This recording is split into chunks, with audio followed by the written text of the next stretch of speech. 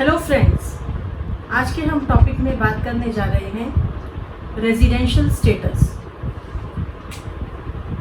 The income tax is direct tax liability. It is paid by the assessee himself on the income that he earns in previous year, and he pays the tax liability in assessment year. We have certain exceptions to this rule, that when assessment year and previous year are same, that we have seen in our previous video. So now we are going to discuss residential status. Friends, always keep in mind that tax is levied on residential status. The residential status may keep on changing year to year.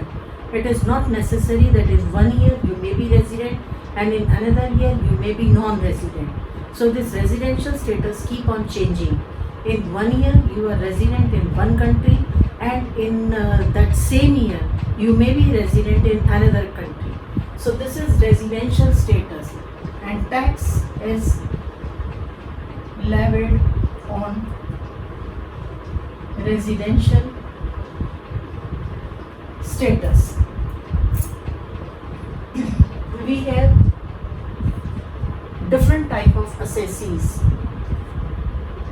So we have residential status for different type of assessees. The very first is individual. Then we have HUF. Then we have joint stock company, cooperative society, partnership firm.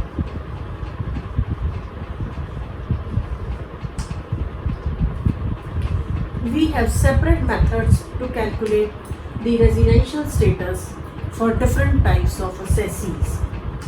In this lecture, we will see the residential status of individual. Individual person means the natural person. Individual. In individual, we have two types of residential status: resident and non-resident. The individual, in order to become resident in India during previous year, we always talk of previous year. We do not talk of the year prior to previous year or after previous year. We always talk of previous year. And for our concern, the previous year is 1920 and assessment year is 2021. So for individual, we have two types of residential status: resident and non-resident. And we are concerned about previous year 1920. So for this resident, the individual has to satisfy either of these two conditions. Either he is in India for a period of 182 days, that we discussed in our earlier video also. 182 days means previous year में 1920 में, that is 1st April to 31st March. इस period में 365 के इस period में कहीं भी किसी भी स्टेट में कितने भी घंटों के लिए the total stay should be 182 days. और कि चलिए प्रीवियस ईयर में वो 182 डेज नहीं सेटिस्फाई कर पाया या कर पाया, देखते हैं. असेसी, ये कंडीशन असेसी ने खुद सेटिस्फाई करनी है. ऐसा नहीं है कि उसके बिहाफ पर कोई और रुक जाएगा या हम किसी और का स्टेटस देखेंगे. No, not at all. और 60 days in previous year, that is 1920 में 60 डेज, एंड ये दोनों कंडीशन एक साथ पूरी होंगी. And 365 days during 4 preceding previous years prior to this previous year 1920. Both these conditions should be satisfied simultaneously. So friends, हम देख रहे हैं residential status. Taxes levied on the basis of residential status. There are different parameters to calculate the residential status for different types of assessees. We have started with individual. In case of individual, we have two types of residential status, the resident and non-resident. In order to become resident in India, the individual has to satisfy either of the two conditions. Either he should be in India for a period of 182 days, कैसे भी कहीं पर भी इस पूरे 1 अप्रैल to 31 मार्च के duration में किसी भी एरिया में किसी भी स्टेट में विद इन इंडिया 182 डेज कहीं पर भी कैसे भी. तो it is not that case कि अगर आप कह रहे हैं कि हम 182 डेज सिर्फ दिल्ली में ही रुकेंगे या 182 डेज हम सिर्फ आंध्र प्रदेश में ही रुकेंगे या 182 डेज बिहार में ही रुकेंगे. ऐसा नहीं है, आप कहीं पर भी रुक सकते हैं. बस आपका टोटल स्टे प्रीवियस ईयर में इंडिया में 182 डेज का होना चाहिए. तो चलिए आगे देखते हैं. और सेकंड कंडीशन कि मान लीजिए हम इंडिया में 182 डेज के लिए नहीं रुक पाते हैं. से मेरा स्टे मैं 1 अप्रैल को कहीं बाहर से आई थी, अमेरिका से कहीं से बाहर से आई थी और 1 अप्रैल को आई थी, लेकिन 30 अप्रैल को ही वापस चली गई थी. सो मेरा स्टे इंडिया में रहा सिर्फ 30 डेज़ का. या आप इस तरीके से कह सकते हैं कि मैं कहीं बाहर से, या मान लीजिए कि मैं इंडिया में ही प्रीवियस ईयर 1920 से पहले मैं इंडिया में ही थी, लेकिन प्रीवियस ईयर 1920 में जून में मुझे जॉब की वजह से या कोई बिज़नेस बाहर सेटल करने की वजह से लंदन में, यूके में या अमेरिका में कोई बिज़नेस सेटल करने के लिए 30 जून को मुझे इंडिया छोड़ना पड़ा. तो इसका मतलब अप्रैल 30 डेज़, मई 31 डेज़ और जून 30 डेज़. तो इसका मतलब मैं इंडिया में सिर्फ थी 91 डेज़ के लिए, क्योंकि फिर 30 जून को तो मुझे इंडिया छोड़ना ही पड़ गया. तो इसका मतलब हमारी 182 डेज़ वाली कंडीशन सेटिस्फाई नहीं हो रही है. तो इसीलिए हमारी एक दूसरी कंडीशन बनाई है 60 days in previous year and 365 days during 4 preceding previous years. हमारा previous year is 1920. So 4 preceding years means 2018-19, 2017-18, 2016-17 and 2015-16. So in 4 years में किसी भी ईयर में ना कि ऐसा कुछ नहीं है कि 60 डेज इसमें, 60 डेज इसमें या 100 डेज इसमें, 200 डेज इसमें, ऐसे नहीं. किसी भी ईयर में मान लीजिए 1920 है तो 15-16 में मैं इंडिया 15-16 तक मैं इंडिया में थी for a period of 365 days. उसके बाद I left India for my job purposes. I got job से in London. I got job, मैं चली गई थी यहाँ पर 15-16 तक. I was very much in India. और तो इसका मतलब मेरा 365 डेज हो गया. After that I left India और I came back in India से in the month of September से 30 सितंबर. फिर उसके बाद मैं फिर उसके बाद 31 जनवरी तक मैं इंडिया में रुकी और उसके बाद मैं फिर चली गई.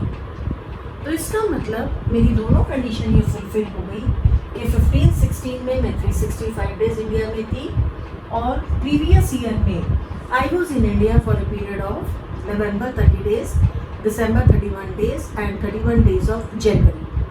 That is 30, 91 days. 91 days I was in India, that is 60 days. हमारी कंडीशन है 60 days. तो इसका मतलब ये हुआ कि इंडिविजुअल को रेजिडेंट बनने के लिए 2 कंडीशन में से कोई एक कंडीशन पूरी करने की जरूरत है. Either he should be physically present. ऐसा नहीं है कि हाँ हमने फ़ोन कर दिया हम आ रहे हैं और उसी दिन से हमारा माना जाएगा. No, you have to be physically present in India. तो हम इंडिया में 365 डेज, इंडिया में हम 182 डेज़ के लिए रुकेंगे या 60 डेज़ के लिए प्रीवियस ईयर में रहेंगे और प्रीवियस ईयर के पिछले 4 सालों में 365 डेज़ के लिए रहेंगे. तो हम बन जाएंगे रेजिडेंट. लेकिन अगर हम ये दोनों कंडीशन 182 डेज और 60 days and 365 days, 182 days in previous year, 60 days in previous year and 365 days preceding previous year. इनमें से कोई भी हम कंडीशन पूरी नहीं करते हैं. अगर कोई एक पूरी करते हैं, दोनों पूरी करें तो बहुत अच्छा है. जैसे मैं और आपके जैसे हम दोनों कंडीशन पूरी करते हैं. लेकिन अगर हम एक ही पूरी करेंगे तो भी कोई बात नहीं. Then we will become resident. We will become resident. लेकिन अगर हम दोनों में से कोई भी कंडीशन पूरी नहीं करते हैं, we become non-resident. Resident. अगर हम दोनों में से कोई एक कंडीशन पूरी करते हैं, we become resident. अगर हम दोनों में से कोई भी कंडीशन पूरी नहीं करते हैं, we become non-resident. चलिए जी ठीक है, अब आगे बढ़ते हैं. This resident is further divided into 2 categories: resident and ordinarily resident, and resident but not ordinarily resident.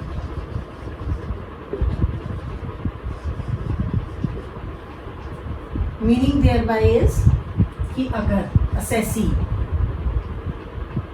Preceding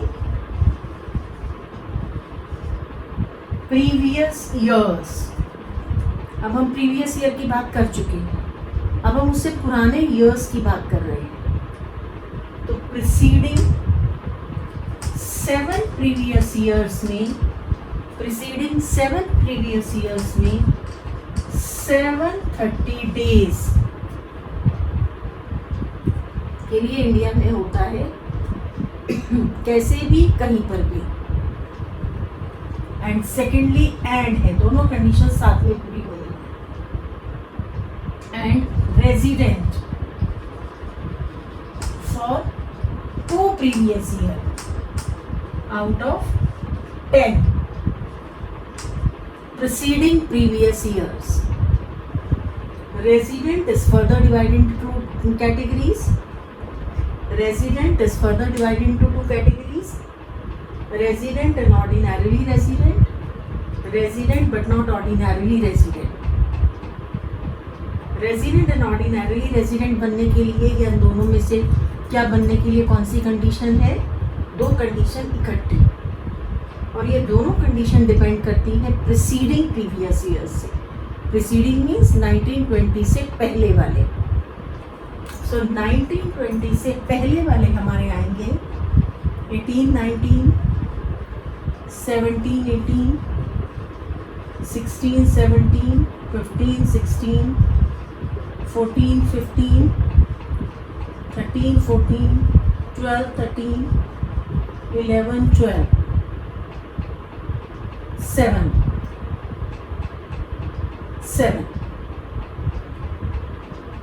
So first condition says is 7 years में, preceding previous years में, preceding 7 previous years, preceding 7, 1 2 3 4 5 6 7 preceding, पिछले 7 previous years में. You have to be in India for a period of 730 days. 730 days कैसे भी, मान लीजिए कि आप ये 2 साल में 365 डेज थे, उसके बाद चला गया असेसी और अब सीधा आया है 1920 में, तो वो कंडीशन देख लेंगे 60 डेज और 365 डेज वाली, क्योंकि 182 या 182 डेज देख लेंगे, जो भी देखेंगे। दिस इज प्रीवियस ईयर, हमारा previous year is 1920 and this is fixed. So previous year 7 previous years में 730 डेज कैसे भी। And second condition is resident for 2 previous year out of 10 previous year, that is 11, 12, 10, 11 and 9, 10. So this is 1, 2, 3, 4, 5, 6, 7, 8, 9, 10.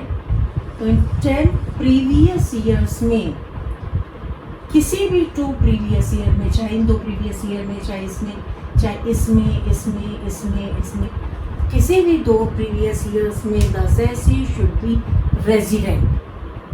Resident का मतलब वही 2 condition हमारी, either 182 days in previous year or 60 days in previous year and 365 days during 4 preceding previous years.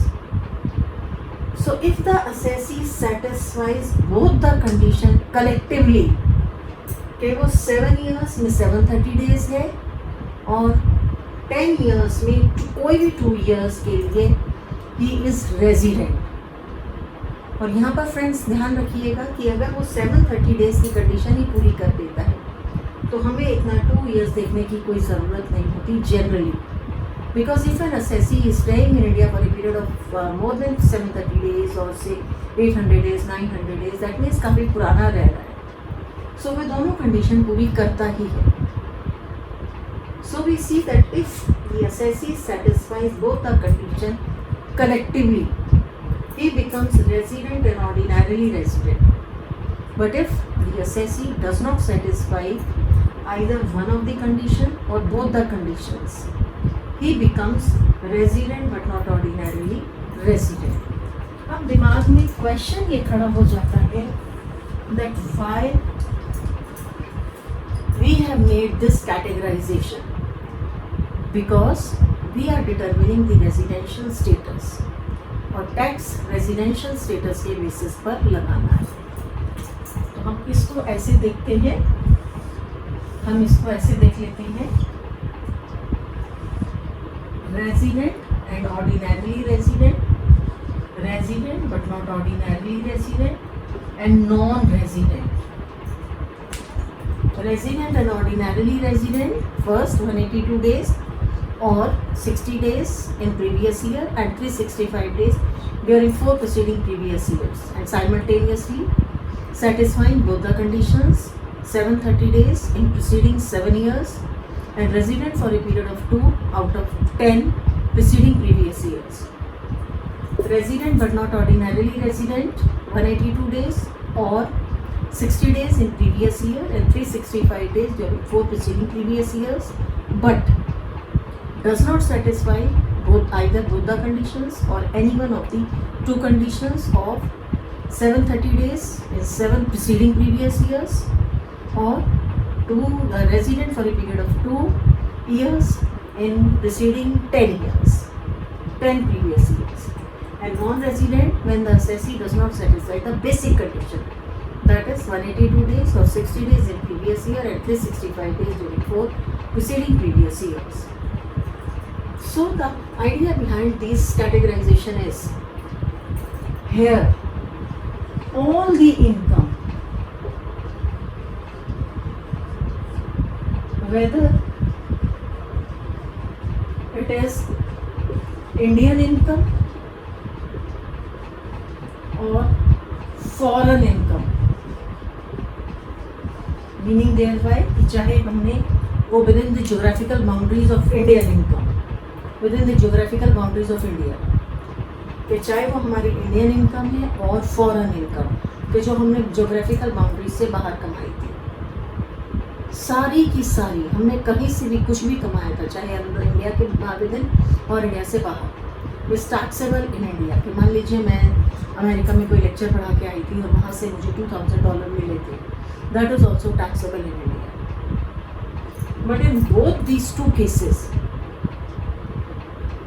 the only Indian income is taxable in India. Subject to certain exceptions, वो हम अभी problems के साथ बात करेंगे. सो इसलिए ये कैटेगराइजेशन हमें करना पड़ता है कि मान लीजिए एसएससी सेल्स की जी हाँ ठीक है, आप हमारी इनकम पर टैक्स लगा लीजिए, लेकिन हम तो सिर्फ 10 दिन ही रुके थे इंडिया में. तो इसीलिए दिस कैटेगराइजेशन इज मेड कि if the assessee is resident and ordinarily resident, then the entire income of the assessee, whether it is so in these two cases, resident but not ordinarily resident and non-resident, only Indian income is taxable, and in case of foreign income, that means the income that is generated outside the geographical boundaries of India. In that case, if that income is generated, received, deemed to receive, accrued or deemed to be accrued in India, then that income will be taxable in India. So we have seen the residential status of individual. For practical problems, you please go through the next video. I hope the concept is clear to all of you. Thank you so much.